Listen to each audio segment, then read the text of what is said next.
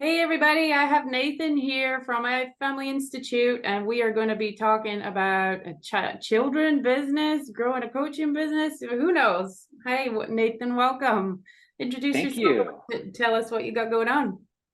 Thank you. So I'm Nathan Johnston Chizar, and what I've got going on is uh, I'm helping families work through some challenging situations, whatever they may be. I call it full spectrum parenting, and my premier program is a year-long full spectrum parenting inner circle. So whatever you've got going on, if you've got a kid on the autism spectrum, you've got a kid on the gender spectrum, you're in the family court system, and you don't know what's happening to you, and there's some form of alienation happening in your life, with your children, you're feeling disconnected, and you want to reconnect to who you are and your strength as a human being, and your love for your children. Then that's what I'm here to do, help you do that.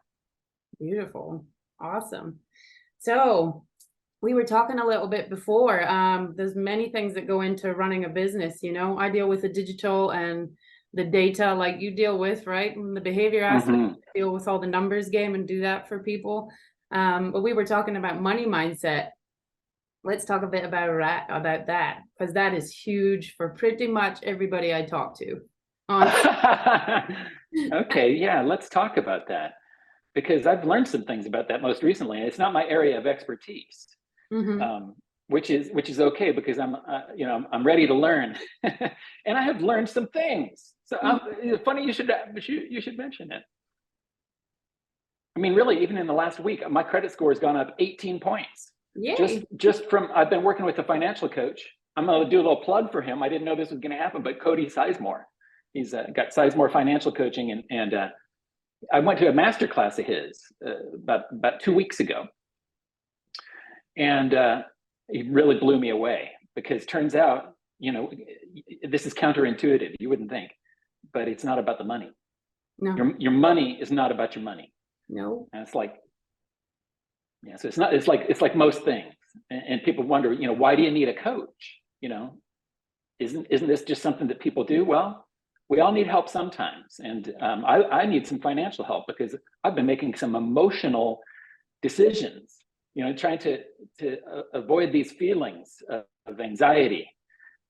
So, I've been borrowing money to pay money. And, one of the things he did, he looked at me, he said, well, okay, so I went to his masterclass, and he blew me away, realizing that, like, oh, this is kind of like, this is deep and emotional work. This is spiritual work. This is not just about the numbers, although it certainly you can add it up. But so I got on board with him, and he was, I'm working with him directly as a coach, and he took a look at my spreadsheet there, and he says, okay, well, what's all this money in the bank? Well, I had borrowed that money, by the way, but I had it in the bank because I always pay my bills. Like I never don't want to be able to pay a bill. I want to always be the person who said, like, I'm responsible. I'm the dad. I take care of my family. Oh boy, though, he says, what's with all of this credit? Like, and I just took the leap with him because of what he explained in his master class. And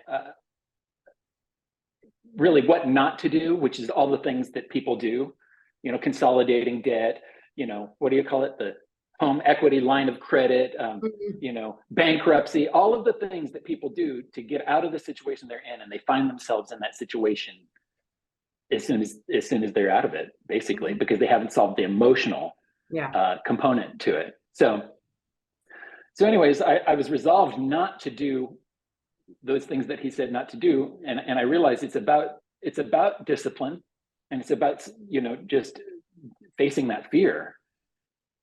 I'm not going to be able to it's just unsustainable. So I took those credit. I took the money in the bank that I had borrowed to make sure that I always covered my bills, and I paid off like 3 credit cards. Oh wow! And yeah, and so it's like, it's not magic, but it is magic.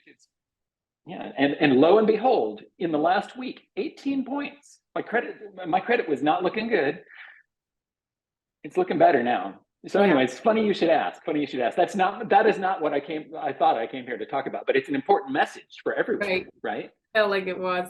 And it does tie into what you do, because you said, like, why do you need a coach?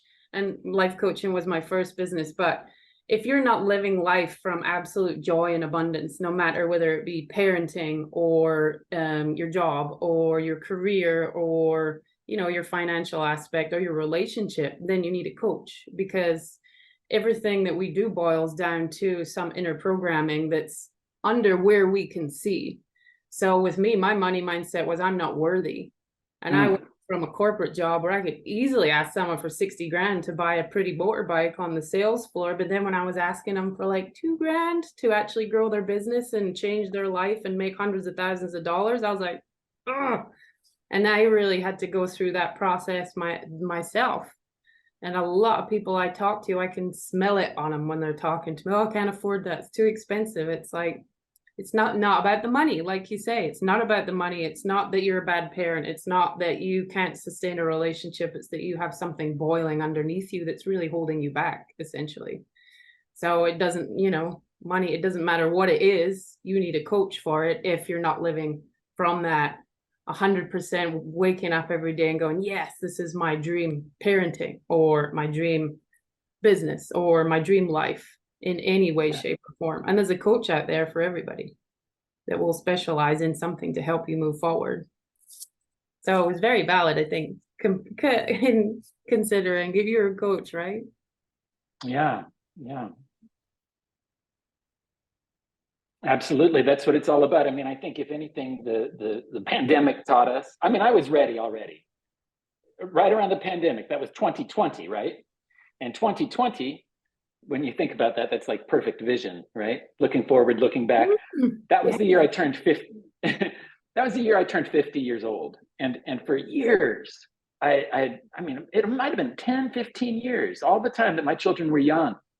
And I was working, you know, in jobs, you know, in partnership with, you know, nonprofit jobs in partnership with State Department of Education, and you know, one aspect of or one part of the system or another, and I always felt like I did not belong in that system.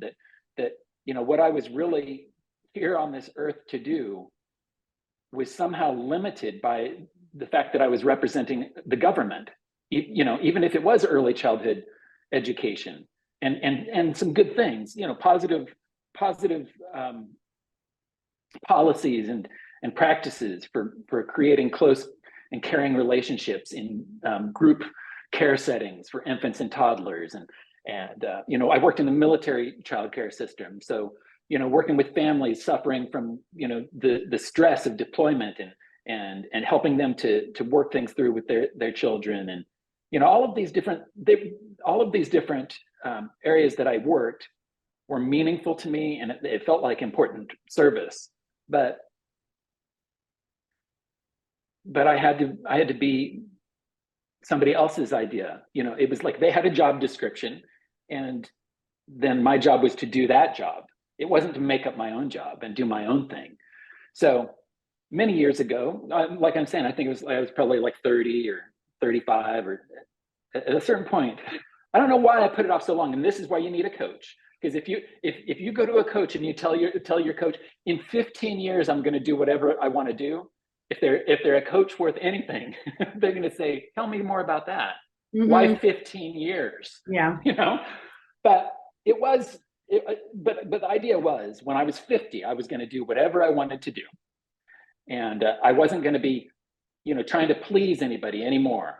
I would have paid my dues. And somehow I fulfilled that contract, and I was 50 years old.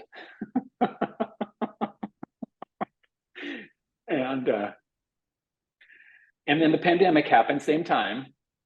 And I was working at an international school in Malaysia. I was the principal of the early childhood school there, and it was really cool spot, because they had created this island in less than 5 years right off the coast of, about a mile from Singapore, and built this whole amazing town, and everybody was going to go live there, but they were marketing to people from mainland China, and we had one of the first cases of COVID there.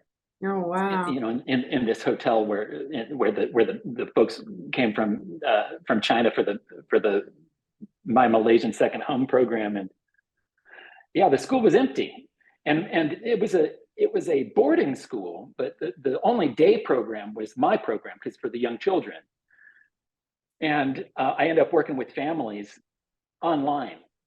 And it was so weird to be talking with families, and these are mostly families from mainland China, right? And my whole career, I've been working with teachers to explain these really amazing,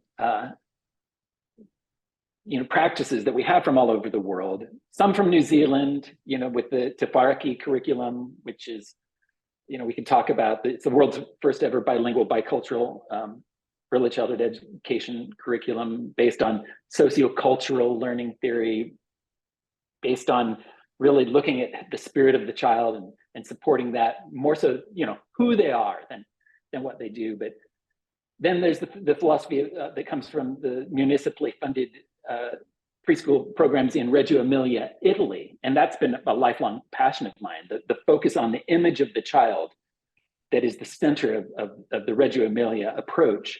And I built that program based around some of the data that we use in the United States, the classroom assessment scoring system that really just, it's kind of very, very, very scientific and numbers oriented, but you can actually observe interactions between teachers and children, and score them in a variety of different measures, and use that as a basis for having coaching conversations to really create deeper and more rich and more meaningful interactions. So like there's like all of these different influences that I've had throughout my career, I brought to Malaysia to because they haven't done, this was a boarding school that is a big hockey school in Minnesota, and they had opened their first international school, but they had never done early childhood education. So they hired me to do something really cool, and I was doing something really cool, very eclectic, very, very what I would think of as like the ideal of what it could be, and once was, to be an American, which is to take the best of all of the world's cultures and to create something new for the future of humanity. And so there I was, doing my thing, but I ended up working with the Chinese parents, and they were like, they didn't understand. They thought, wait a minute, this isn't how I learned in China. This isn't, how I relate with my child. And I said, well, that's the thing. This is, you signed up for the American, international school experience, because they wanted their children to be independent thinkers. They wanted it to be different than in China. And this is the way that we do it. And so there I was on Zoom with these folks and helping them to write learning stories, which is it's the method of assessment for this Te Whāriki curriculum I was telling you about. The New Zealanders created, a whole new approach, which is really a blending of the Maori and the Pākehā people in New Zealand. They worked together to create. I mean, it's a book. You flip it on one side, it's in Maori, or they call it te reo. That's their language, and then on the other side, it's in English, and it's not an exact match. It's not like a direct translation, because they're different cultures, but the idea is the same, that it's based on the verbs and virtues of their ancestors, the spiritual qualities that we observe in children no matter what they're doing. And so rather than focusing on whether they can put together a puzzle or ride a tricycle or that sort of thing, we're looking on the quality of their actions while they are engaged in a project that is meaningful to them. Yeah. And did you want to say something? Because I know I'm talking a lot. No, I'm good. I'm listening to it. Got questions as you're finishing your Yeah. So anyways, there I was, and I was working with these families, and I realized I've been working for 30 years helping teachers to explain, in all sorts of different roles. I'd been, a teacher educator, working with teachers to help them explain to parents, these high quality practices, and how do you encourage creative thinking and independent thinking, and the wonder and magic and imagination of the child. How do you support that? But now here were these families from mainland China paying fancy private school prices for me to talk with them on Zoom about them taking care of their own children in their own home. And that's when I started thinking, oh, I'm 50 years old. I think what I want to do is, maybe this is actually what I want to do. I want to be working with parents directly, and I don't want to be working for anybody else anymore. And so that's how I started my coaching. Well, I was already certified, because I did coach training, and I am a professional certified coach with the International Coach Federation. So I know about coaching, that it's different than teaching. It's different than therapy. It's forward thinking and mostly a lot of listening. And I know I've been doing a lot of talking, but that's just because I'm really passionate. No, you're fine. Now it brings me to a couple of points. Like 2020, the spiritual community exploded, and I think it was the first time really in our history, in our grandparents' history, where people actually got to breathe and sit and think and be creative. And that really moved the goalposts. Like the old ways of being, the old jobs, like people know like that's not how we were meant to be. And a lot of people found their purpose because of 2020. Mm-hmm. The fact that we're talking about kids, like the school system. I watched an amazing video the other day of they can basically test the aptitude of whether you're going to be a genius or not. So they did that with preschoolers, and there was like something like 68%, 70% of them all tested like genius level. And then within a few years of being in the school system, that went down to like 15. Like all that genius was crushed out of them with that school system. And we've talked to it multiple times on other podcasts. Like our society doesn't train us to be creative and expansive individuals. It trains us to be workers. And that's all you get. So, 2020 came along and gave people the chance to actually expand on some skills that they've never had in their life, because you're busy working for peanuts for 40, 60 hours a week, doing something you don't like. So it's beautiful you touched on both of those points, and it makes total sense. Yeah, I was reading something about, again, not my area, but opportunity cost. It's this idea that when you're doing something, it means you're not doing something else. And while we're tethered to our, 40-hour-a-week job because of anxiety, we want to make sure that we're good, providing for our families, and we have to work, and we have to live in a certain way in order to be responsible. Well, then that's the time that we're not living our dreams. And it turns out that if you don't put any time into living your dreams, even a little bit of time every day, then it's a lot less likely to happen. Mm-hmm.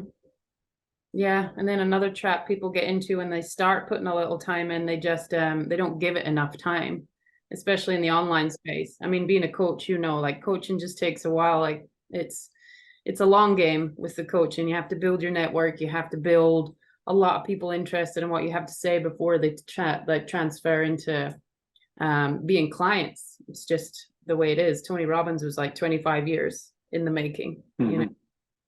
That's what I was trying to say is people don't give it enough time because of like the online space, and they see all these ads for like, oh, I made $1 million in 5 minutes. And it's like that. Yeah, it took them 10 years to make that $1 million in 5 minutes. Like, don't believe the hype. So they feel like very dejected when the business doesn't make 100,000 in the first 6 months. I mean, most businesses, we're talking 3 years before you start turning a profit. But people want it in 5 minutes online, so they really give up. And that's dealing with, money mindset, not putting enough money into it, or fear of failure mindset, or I'm not worthy to go out there and be more than that, because the society has programmed us with all these mental blocks that really hold us back. I mean, business is like having a kid, it teaches you so much about yourself. If you're willing to go down that journey, you have to delve into self to be able to be a good parent, to be able to be a good business owner. You can't set it up and it be good and you pay someone to run ads and then you're all good. It's like, it's a constant evolution of who you are, who your message is, and really getting in touch with that.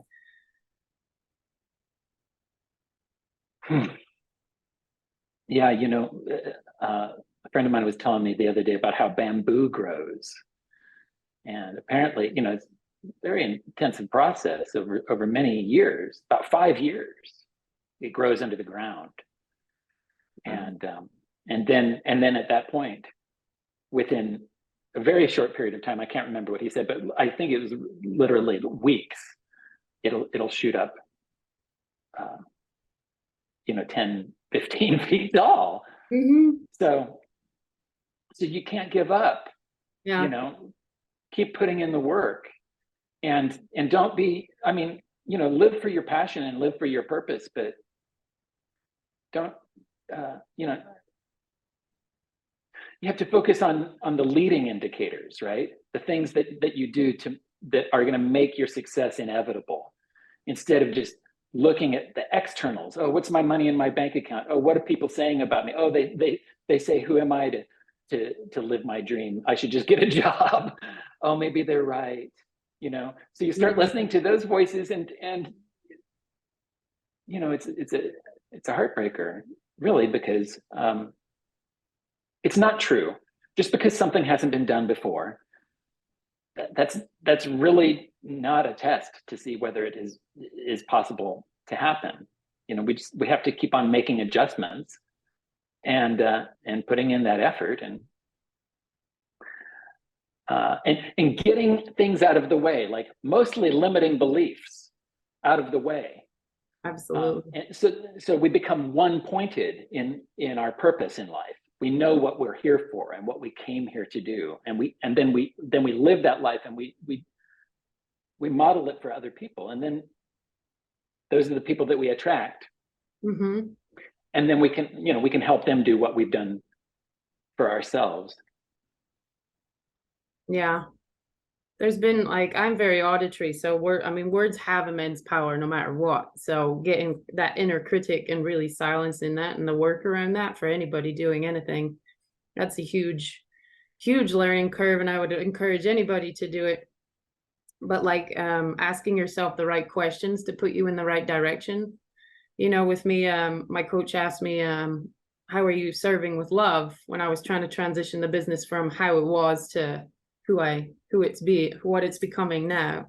And it was like, okay. And this is where the podcast came around. Like, how do I serve someone, promote myself, have a good conversation, do the things I love, vibe from just me, let's have some good conversations. That's my skill set. I fix things and I have good conversations, and that's got me all around the world and amazing jobs, and got really high in my career when I was doing it. And it was because she asked me that question. Yours might be like, how am I serving humanity? Whatever the question is that calls to you, but you need to find, I think, your lead question, and then just keep that, and then the how doesn't matter. You'll figure that out. But if you have the right question for yourself to lead you on that journey, that for me was like a game changer. It was my question I needed at the time. It was beautiful. And that's how you reprogram that nasty self-talk. It just dispels all those little niggles and annoying things that will detract you and keep you down, because it's bigger. How do I benefit humanity? How do I serve my purpose? These are big questions that everybody needs to answer, because we're, like you say, we're all here for a mission. We're all here for a purpose. And if you believe in that, one of my last podcast guests, Danielle, took her 10 years to get her PR business up and running, but she was happy staying in her job. She didn't want to do the big opening ceremony, put a lot of money into it. She was just happy knowing it was going to work. She knew her purpose, and she knew it was going to take time, and she just kept at it, having the tenacity to believe in your dream and go after it. Oh yeah. And then you think about masters of wisdom, like people they call Mahatmas, right? Like Gandhi, literally. He didn't, that's not a degree he earned. That's something that was a spontaneous naming by millions of people. And his whole thing was just really about listening to his inner voice. conducting experiments with truth. Mm-hmm. That's it. You know, he was uncompromising in that way. And the idea of, you know, unbreakable resolution. He was a firm believer from an early age in the efficacy of vow taking, that anything, it could be anything, but if you stick with it, it doesn't matter really who starts something, it matters who stays with it. Yes, you're so right. You know, he used that as a way to transform his nature and to transform the way that he thought about his purpose on earth. It wasn't dependent upon what other people said, certainly not. And so I just want to share with you, I'm really geeking out about this right now, because although I do, you know, I did study it, you know, I did my doctorate in education, and years before that I did a master's in human behavior that was all kind of like body mind oriented stuff.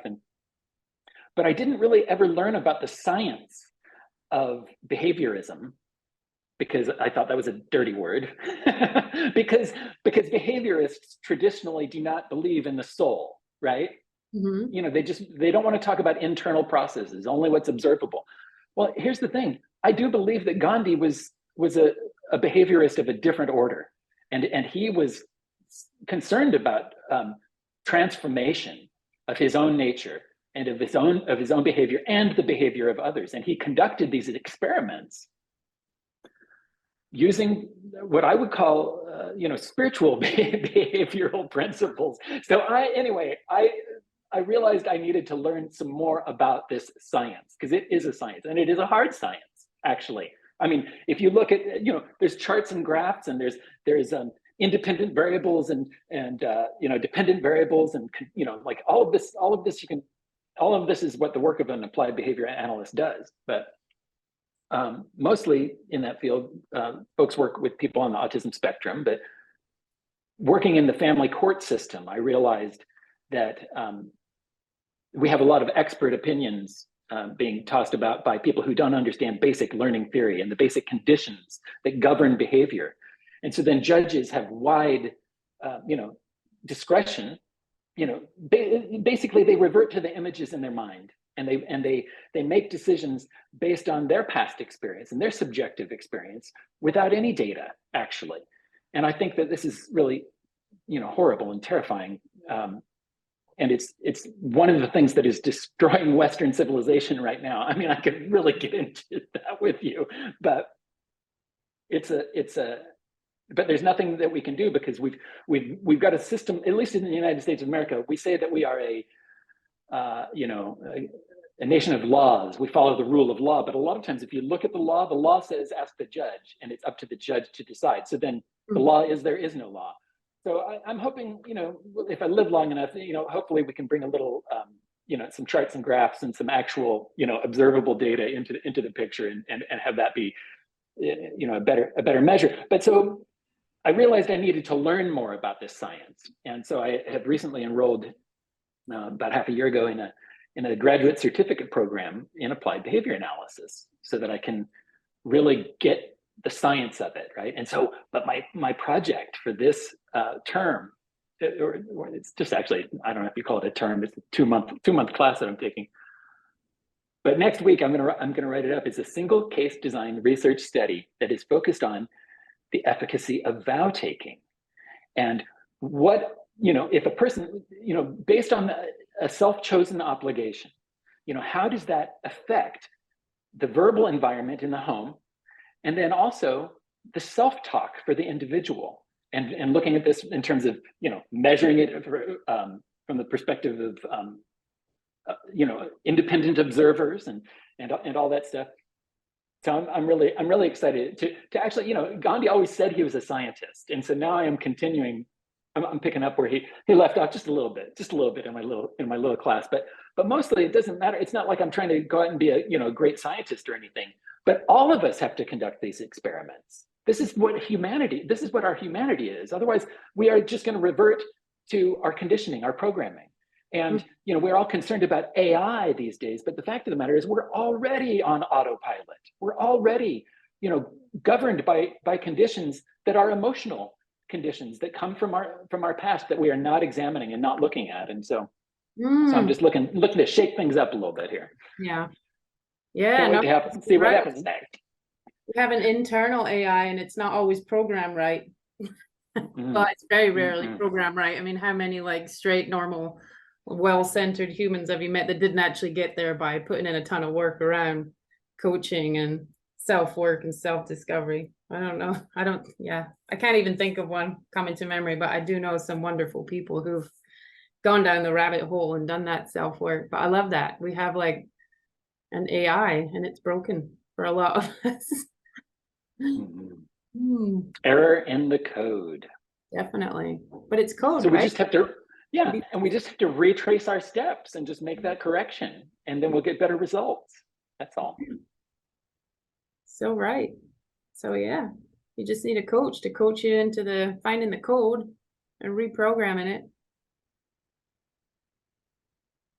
Wonderful. I love coaching. I can't get enough of it.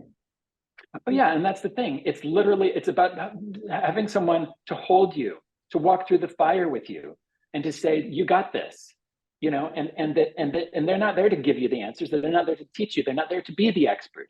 They're there to help you access your inner wisdom, to Mhm. ask you the question that is going to help bring that realization. Yeah, there we go. Those beautiful questions again that spark off that little thing inside you, and then you're like, oh, okay.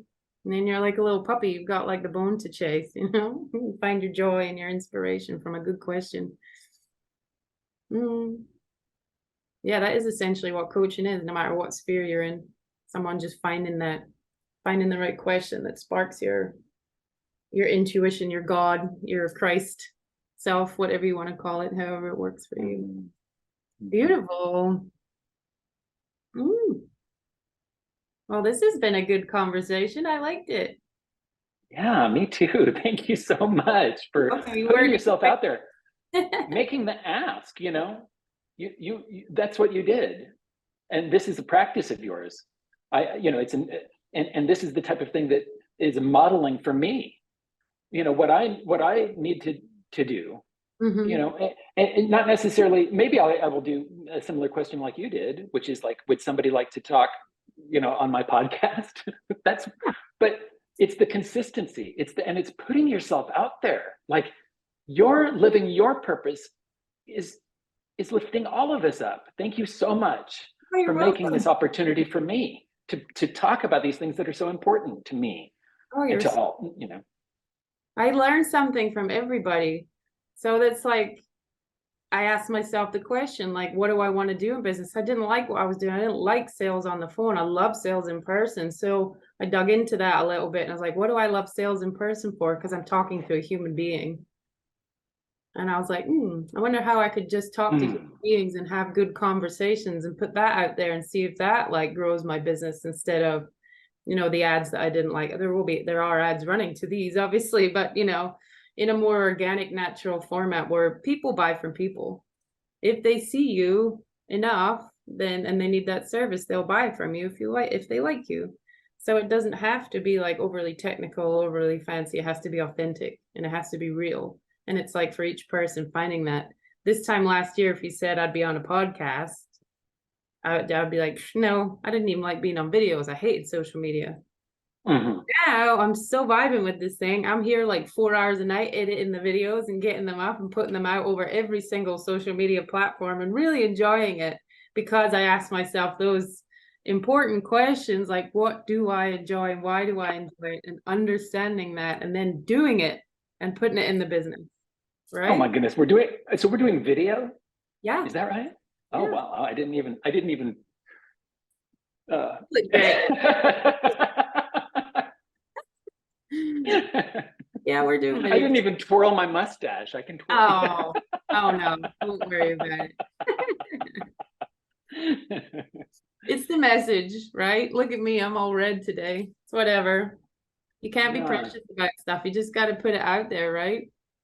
When I started, I was like shirt and makeup, and now I'm just like, this is authentic. I have tattoos. I ride a Harley. I'm chill. Like those are the clients that I attract. Why am I trying so hard? This is my business. Do it my way, you know? So don't worry I mean, about. Right. Not a What corporate are we interview, doing? you know, and that's what people like. They want to see authentic. The old style of marketing doesn't work, like those fancy videos that are all text and they're all professional. Like nobody cares about that anymore. Some of the best traction I've got off were like videos where I wasn't even videoing myself very well, and it just Hmm. happened to be what I was saying at the time vibe more with people. Especially like I deal with Facebook ads, so that's a social platform. If it looks too polished, people know it's an ad and they're going to skip by. If it's something authentic, then they're more interested in it. They're there to be social and entertained. So if you can put those two things together in your marketing, nailed it. Sure. Yeah, and you put people at ease, and you put me at ease. You know, I mean, we talked a little bit before we started, and that was really fun. And then he said, "Okay, we're just going to do this now. I'm going to turn on the recording." And I said, "Well, oh, really?" Because I didn't think I was ready yet. Oh, and then we just started talking. Yeah. And but I was easy with you because you weren't all, you know, you weren't acting. You were just showing up as yourself. So it encouraged me to do that. Yeah. So thank you. No, you're welcome. Like that's being authentic, right? That's what I was saying about the Mhm. text and, not going out there and maybe someday I'll do the fancy background and the microphone and stuff like that. But I feel like, do I really need it? Are those the people I want in my business? Not Yeah. right now, not for sure. My clients are the kind of clients who like ask me out for dinner or I'd go hang out at the bar if they weren't all over the planet. It's that kind of vibe I have with them. They know I'm going to take care of them and I feel like Mm. they're my friends, so I take care of them. It's not, and I've said no to the more corporate style of clients in the past. I was like, this is my business. I want to enjoy it. It's not just about the money. It's about the This heart. is real. Yeah. Yeah, this is real what we're doing here. This is not a rehearsal. This is not an act. Yeah. We have to live our joy, and that's the one other thing. Well, anyways, I've got other plans. I mean, I am going to do whatever I want to do, but it turns out I want to do an awful lot, and you do have to take things one at a time to a certain extent. Mhm.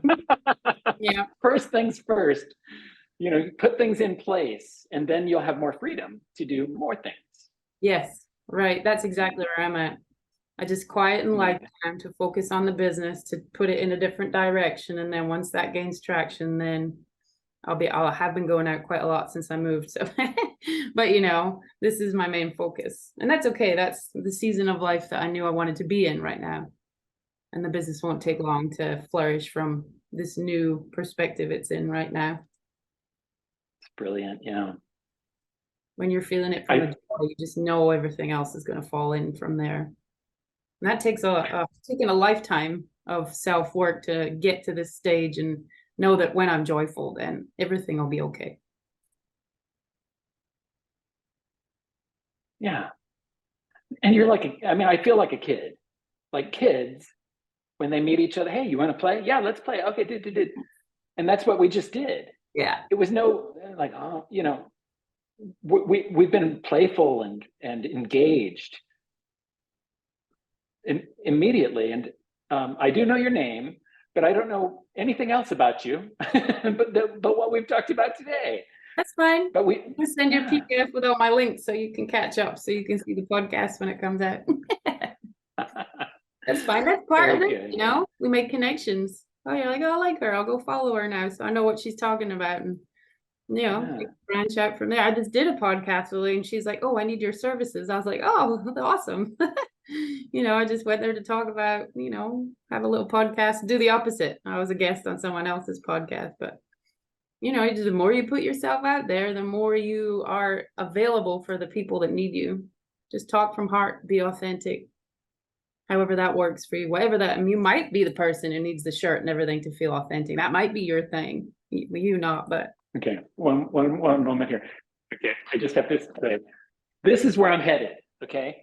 This is where I'm headed in the future. Not too. It's my whole life. Because when I was sitting there in the room by myself, and I was thinking, oh no, what I really want to do, I should do this coaching business and that sort of thing, and that all sounded good, and I love early. I've enjoyed my life. The things that I've done have been meaningful to me, but this is the one thing that I thought, wait a minute, what about the music? Because when I was 5 years old and we wrote that little thing in kindergarten that says, what do we want to be when we grow up? I was like, that's got to be in there too. So it's going to be. Oh, wonderful.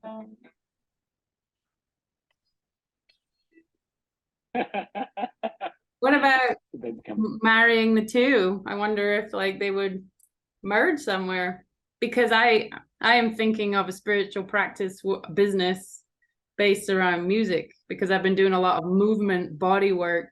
Went to a drum circle, really felt like a lot of energy move, and I was like, oh, I love to dance, I love movement, I love music, you know, helping kids that way, especially kids that have learning disabilities. They don't like the typical modalities, like helping them express themselves through music. I don't know, just throwing it out there.